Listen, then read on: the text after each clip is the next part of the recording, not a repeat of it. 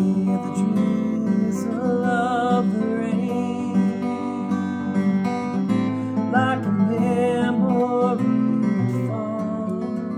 For Kathy's song by Simon Garfunkel, we're going to be in standard tuning. The original recording, however, was done with them tuned down a half step. So if you try playing along with that, it won't line up exactly. For this tutorial, what we're going to do is I'm going to go through each line twice. I'm going to have the metronome going in the background at 85 beats per minute, which is a little bit slower than the tempo of this song. And then at the end of the video, I'm gonna do a full playthrough up to tempo, which will be a little bit faster. And that way you can play through the whole thing all at once without having to stop.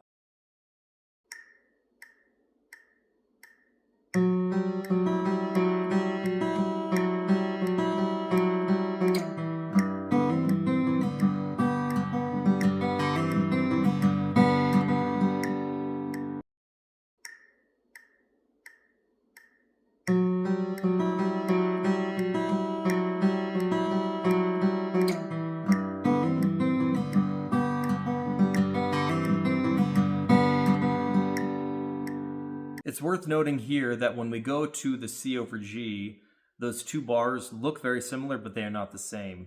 The first one, we start off hitting our bass note and then two hammer-ons at the same time.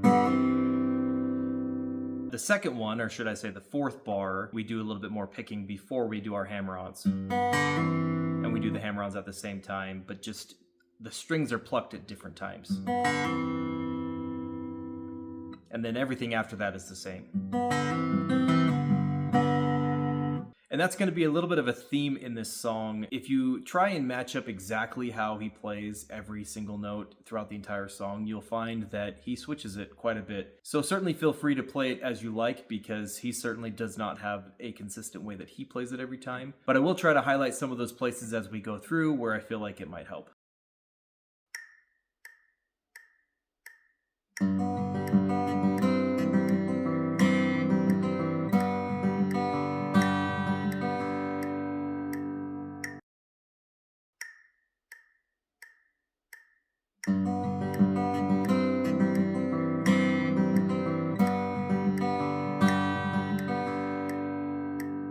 This is going to be one of those places where there's some minor differences in how he plays it.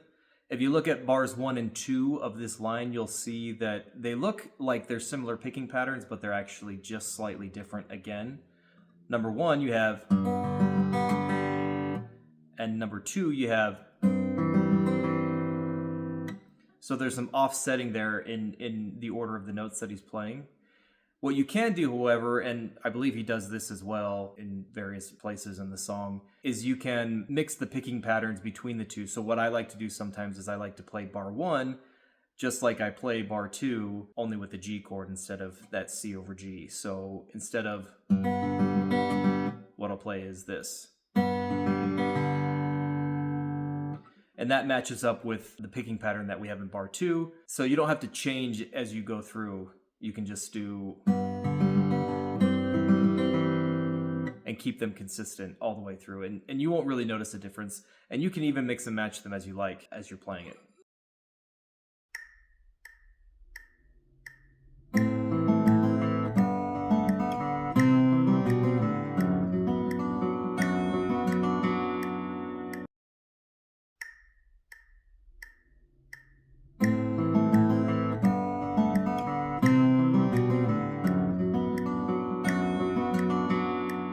For that move from bar 1 to bar 2, the A minor to the G add 9, I just reach down my pinky and then I lift up my middle finger. You could even leave your middle finger down on the 2nd fret if you'd like. It doesn't make too much of a difference because it's happening so quickly. So you have this, or you have this. And it doesn't sound that much different. It's a little bit more stable to have the middle finger down, but technically, if you want to be correct, you'd pick it up.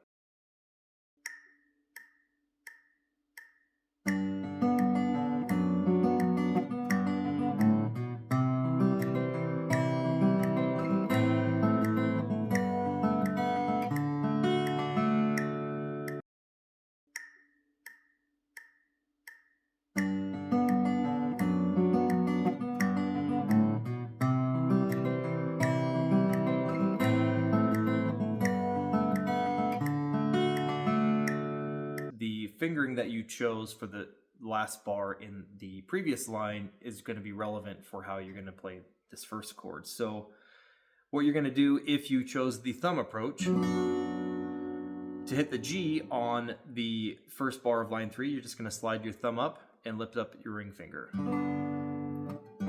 You can keep your pointing finger there if you like. It's not necessary, but maybe you want it there for some support. So you go from there to there, lifting up your ring finger. And then for the second bar, you're just going to slide that thumb back down. And then for the third bar, you can slide it back up or switch to any other finger you like. So that's how you'd handle it if you chose to use your thumb. If you chose to bar, you're just going to slide your pointer finger up, lift up your ring finger, slide it back down, and then you can switch to whatever finger you like there. Probably just keep that pointer finger going back and forth between those two.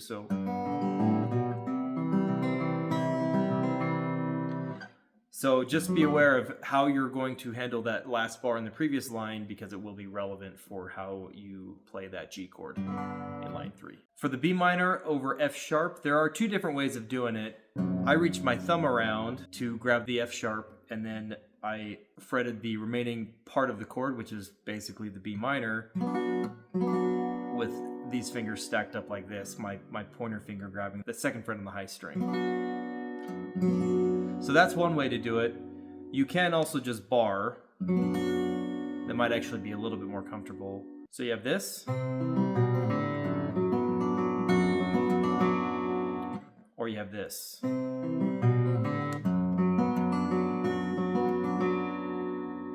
Doing that bar can be a little disorienting because I'm just so used to barring a B minor like this that when I want to include that F sharp, I tend to shift these fingers up as well. But that gives me an F sharp, and we don't want that. We want the B minor. So just be aware of, if you're going to bar it, you need to create that separation in your mind of this finger does need to get up to that bass string. For line 3 here, it's worth mentioning also that every verse is the same structurally, with the exception of the 2nd verse where he cuts out that G add 9, that second to last bar. So when he sings, "To England where my heart lies," you notice he goes from the A minor to the D without going to the G first. All the other verses have the G. The 2nd verse, he does not play the G. Before we go into line 4, you'll notice that line 3 ends on a D, and line 4 begins with a G. And if you're like me, you're very used to going from one to the other like this, with my ring finger planted there. However, because of some of the things that we do with line 4, we want to go to the G bass note with our ring finger. We're not going to be playing it with our middle finger like normal.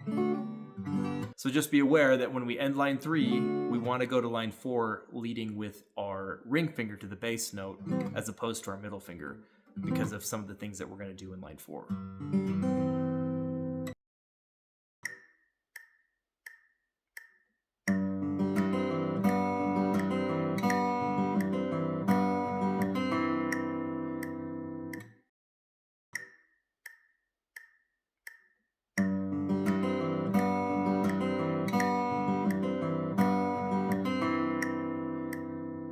This is another little playful thing he does with the G and the C over G. It's going to sound like those are hammer-ons, those hits to the 2nd and 1st fret, but they are actually not. They're just quick strikes.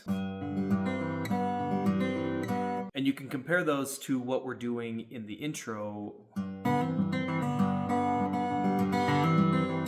and how they're all different.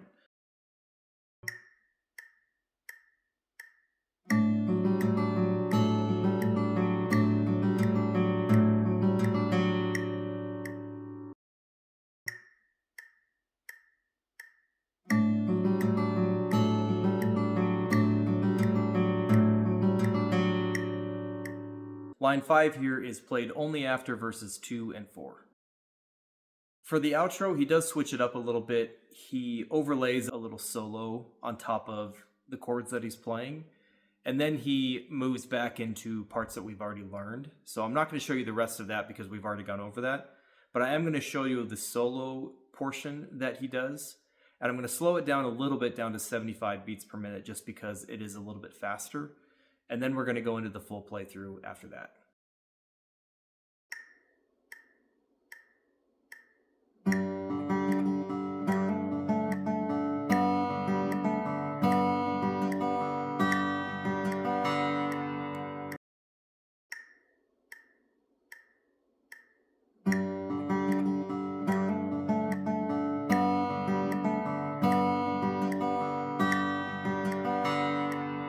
If that's even too fast, I would suggest slowing it down even further, just because it is a deviation from any of the other patterns that we've learned in the song.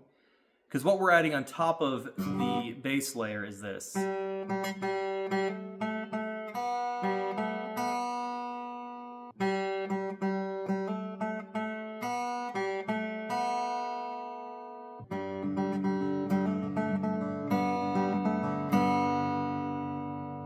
So spend some time getting used to that because it is pretty fast and it can trip up the fingers going from one pattern to another as quickly and as randomly as we do in the solo because, again, we don't play like this anywhere else in the song. It is a nice addition, so if you can get it down, I would definitely suggest adding it.